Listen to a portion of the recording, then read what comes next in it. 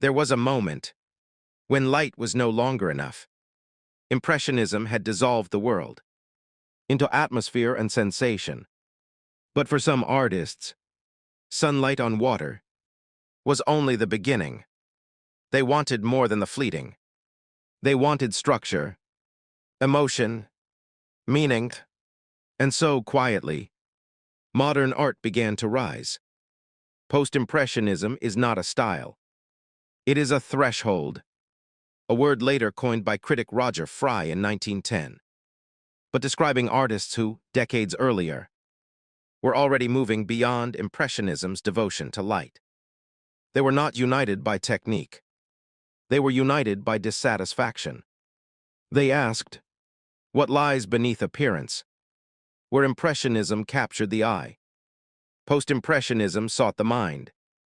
Where Monet painted atmosphere, others searched for permanence, structure instead of shimmer, emotion instead of optics, symbol instead of surface. Between the 1880s and 1905, painting fractured into multiple directions, each one pointing toward modernity. 5 figures stand at this crossroads: Paul Cézanne, Vincent van Gogh, Paul Gauguin, Georges Seurat, Henri de Toulouse-Lautrec. They did not form a movement. They formed a rupture. Each one redefined what painting could be. Born in 1839 in Aix-en-Provence, Cézanne worked slowly, deliberately. He distrusted spontaneity. While Impressionists painted quickly outdoors, he returned to the same motif, again and again, not to chase light, but to understand form. He once proposed that nature could be reduced to the cone, the cylinder, the sphere. This was not simplification. It was architecture. He was rebuilding the visible world into something stable, something constructed. Painting became analysis. In self-portrait with a palette, the face is not expressive. It is built. Planes of color interlock like masonry. The brushstroke no longer flickers. It presses. Cézanne treats himself as subject in structure, discipline over drama. Mont Saint-Victoire became his obsession. He painted it dozens of times, each version slightly different. Light shifts, perspective shifts, but gradually, the mountain hardens into geometry. Nature is translated into permanence. In the basket of apples, the table tilts, the bottle leans, the fruit feels weighty, yet unstable. Perspective fractures. Multiple viewpoints coexist. Quietly, the Renaissance illusion begins to dissolve. Later artists would recognize this rupture. Pablo Picasso and Georges Braque would expand his logic into cubism. But Cézanne never declared revolution.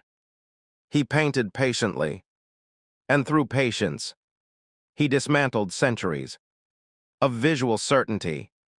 Cézanne's modernity was not emotional. It was structural. He asked, what holds a painting together? Not light, not narrative, but relationships. Color beside color, plane against plane. The canvas as system, where Cézanne analyzed structure. Seurat analyzed vision, influenced by color theory and optical science.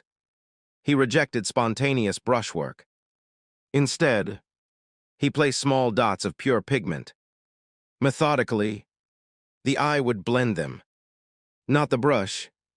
In a Sunday afternoon on the island of La Grande Jatte, figures stand rigid, still as statues. The river glows with luminous calculation.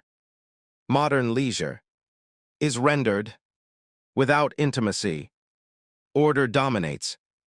Seurat believed harmony could be engineered. Complementary colors vibrated scientifically. Emotion was secondary. To structure, the painting became experiment, an equation, solved in pigment, even in studies. A monkey in Conte crayon, a quiet girl holding flowers. Form is controlled. Silence pervades the surface. Seurat offers a vision of modernity, disciplined and detached. Neo-Impressionism extended Impressionism's light, but stripped it of spontaneity. It asked, can beauty be systematic? Seurat answered yes, but at a cost.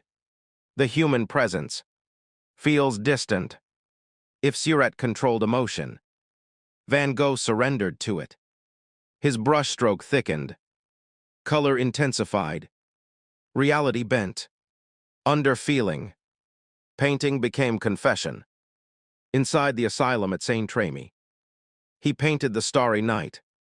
The sky churns, stars radiate, a cypress flames upward, dark against motion. The village sleeps below. Above, the universe trembles. In bedroom at Arles, space tilts, walls press inward, color vibrates. The room feels fragile, almost trembling. Loneliness is not illustrated. It is embedded. His self-portraits are acts of endurance. Cool blues spiral behind him. Brushstrokes cut into the surface. He does not idealize himself. He records survival. Van Gogh sold almost nothing. During his lifetime, recognition came later. But his intensity reshaped painting. From him would emerge Expressionism, where inner truth outweighs outward accuracy. Toulouse-Lautrec embraced urban spectacle, Montmartre's cabarets, gaslight, music. He flattened forms, bold outlines, cropped compositions, influenced by Japanese prints. He modernized the poster.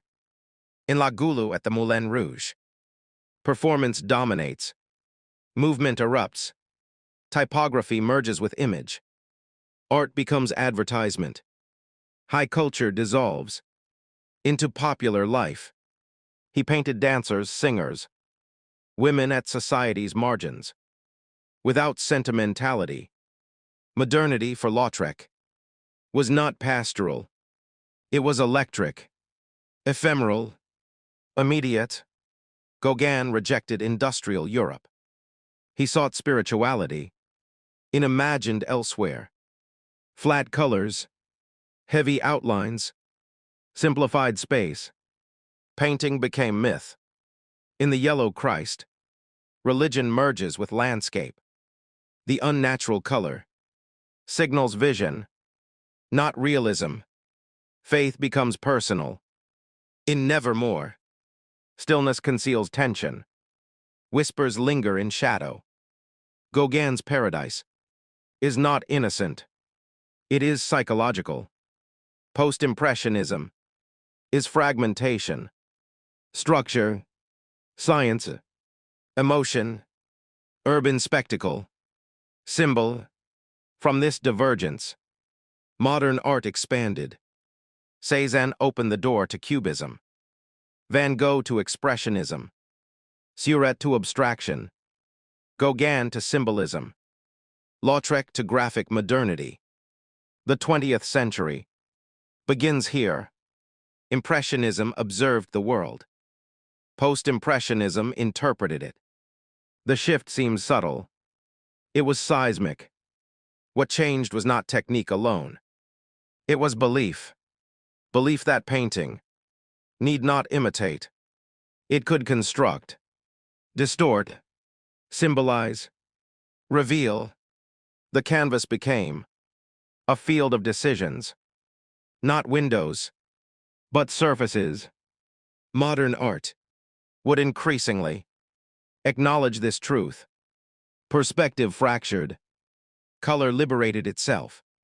From nature, emotion displaced accuracy, and art entered the 20th century, transformed The rise of modern art was not explosive. It was gradual, a series of quiet insistences, each artist turning slightly away from tradition. Together, they shifted the center of gravity from external world to internal logic, from imitation to interpretation. After 1905, movements would accelerate. Fauvism, Cubism, Futurism, all trace their lineage. To this moment, Post-Impressionism was not unified. It was plural, and in plurality, modernity found its voice. The 19th century ended not with closure, but with rupture, a fracture in vision. Painting no longer promised certainty. It offered perspective, multiple, unstable, personal. The rise of modern art is not a single event. It is a gradual rethinking of what it means to see. From Cézanne's structure to Van Gogh's turbulence, from Seurat's precision to Gauguin's myth, from Lautrec's spectacle to future abstraction, modern art was born in divergence. It did not reject the past. It reassembled it into planes, dots, swirls, symbols, and once painting learned to question itself, it could never return to innocence. Post-Impressionism was the hinge between what we see and how we understand. Between light and thought, modern art begins, not with noise, but with doubt. And in that doubt, the 20th century found its vision. What Post-Impressionism initiated was not a style, but a permission. Permission to break perspective. Permission to distort color. Permission to prioritize inner vision over shared reality. This permission would echo through every movement that followed. In the hands of younger artists, color would detach completely from nature. Form would fracture further. Space would collapse. The painting would no longer describe the world. It would become its own world, self-contained, self-aware. Cézanne's planes become Cubist geometry. Van Gogh's turbulence becomes expressionist anguish. Seurat's calculation foreshadows abstraction. Gauguin's symbolism anticipates spiritual modernism. Lautrec's posters predict graphic design. Nothing here ends. Everything evolves. The studio replaces the countryside. The psyche replaces the horizon. Modern art turns inward and forward at the same time. It is no longer concerned with how things appear. It asks how things are constructed. By the early 20th century, certainty feels fragile. Industrialization accelerates. Cities expand. Technology reshapes perception. Art responds, not by documenting change, but by embodying it. Post-Impressionism becomes the quiet foundation beneath visible revolutions. Without its fractures, there is no Fauvism, no Cubism, no abstraction. Its impact is structural, not decorative, and perhaps this is its greatest significance. It teaches us that transformation rarely arrives dramatically. It accumulates, a tilt in perspective, a distortion of color, a refusal of realism. Small shifts that reshape centuries.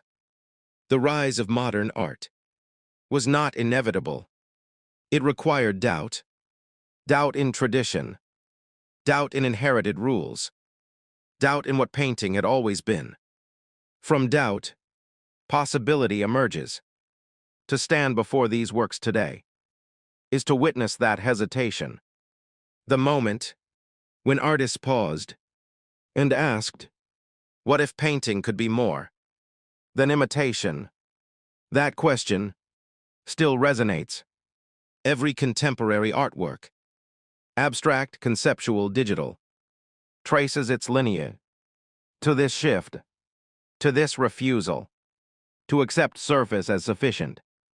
From Cézanne's structure to Van Gogh's intensity, from Seurat's system to Gauguin's myth, from Lautrec's spectacle to the movements that followed, modern art was born in divergence. It did not reject tradition outright. It reassembled it into planes, dots, swirls, symbols. It questioned the image, and in doing so, changed how we see. Post-Impressionism was the hinge between appearance and interpretation, between light and thought, between certainty and exploration. Modern art begins, not with noise, but with doubt. If this moment in history reshapes how you see these paintings, then stay with the journey, because modern art does not arrive at once. It unfolds. In the next chapter, color will ignite, form will fracture. This is Crossroads of Art, and we are only at the beginning.